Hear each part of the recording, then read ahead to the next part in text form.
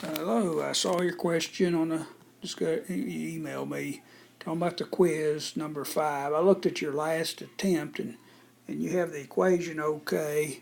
It's part C and D that you ask about. So in part C, you put 139, it wants for the height and you want to solve for T. And I think you actually did this part correctly.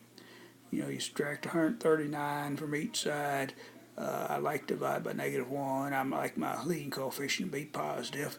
So then you identify A, B, and C, and you put them into the formula, and you work it out, and you get 9.38 and zero point 0.5.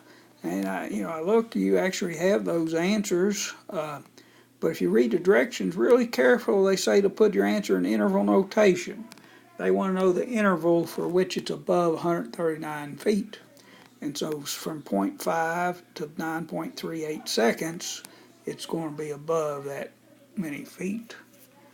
So, I think actually just this last step you messed up on.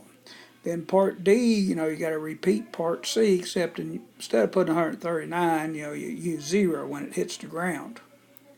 And so I noticed they all have a factor of 2, and I like this to be positive. So I divide everything by -2 and identify this, and I substitute it in the equation and just need to simplify it. Now I have plus or minus. All you're actually interested in is the positive answer, so you could ignore that minus part there. So just work that in your calculator, and I guess it's a little over 10 seconds.